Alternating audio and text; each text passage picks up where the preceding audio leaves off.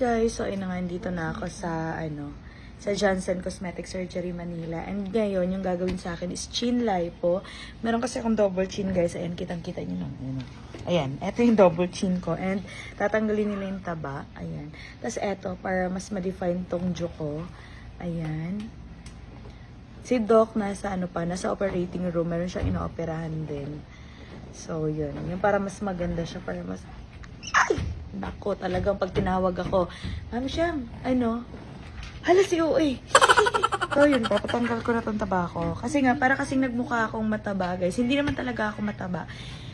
Nagmukha lang ako mataba kasi gawa na dito sa mukha ko. Ayan, kita nyo naman. Sobrang Tsaka nagsasag na din yung dito ko.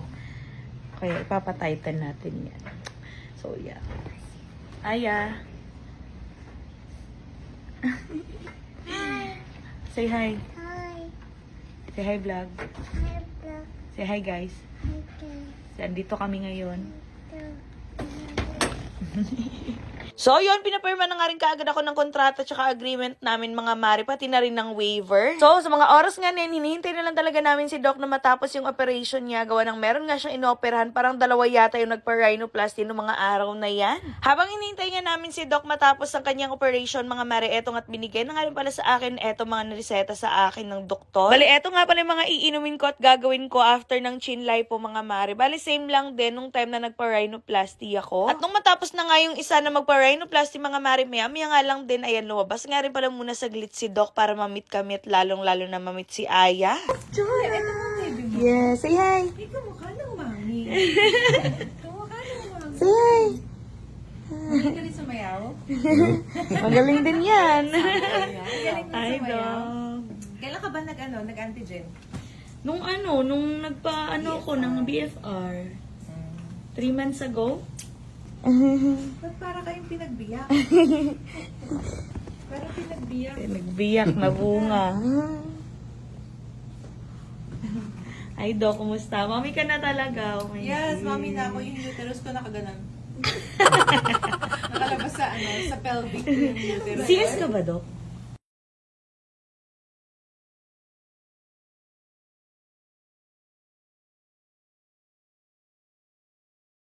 So yun, habang meron pang sinasurgery si Doc, mga mare, ayan, sabi niya, dito na lang daw muna ako sa kabila dahil papalitin niya daw yung aking mga arms. Hoy, sana all. Pero eto guys, hindi siya surgery. Bale, meron siya mga session para talagang liliit yung mga arms mo, ganon. Kasi alam niyo naman mga mare, nagsasag na rin etong aking arms. So, though medyo maliit na siya, pero ayun nga, kailangan ng skin tightening, ganon. Kasi alam niyo naman na medyo tumaba talaga ako dati at nag-stress eating ako. Tsaka dahil na rin dun sa aking depo before. Anyways, mga mare, yan lang muna ang update for today's video, and update ko na lamang kayo sa susunod nating vlog.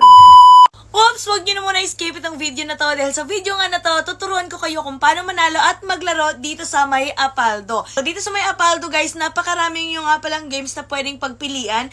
Pero ngayon, ipapakita ko sa inyo kung paano ako nananalo at naglalaro dito sa May Super Ace. So ayun na nga guys, magbebet lamang tayo dito ng 1,000 pesos. And ngayon, ipapakita ko sa inyo kung paano ako nananalo at naglalaro dito. So pindutin lamang natin to.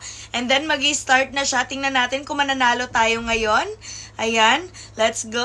600! Ayan, nanalo tayong 600 pesos. 1-2! Nanalo ulit tayo, guys. 600 at 1-2. O, diba? Napakadali lang talaga manalo. Ay, 100! Napakadali lang talaga manalo at maglaro dito, guys. Ayan, nanalo tayong 100 pesos. 600 ulit! O, diba? Ay, 500! O, diba? Ganun lang talaga kadaling manalo at maglaro dito sa May Apaldo, guys. Kaya kung ako sa inyo, i-click nyo na yung link na nasa comment section at mag-register na rin kayo.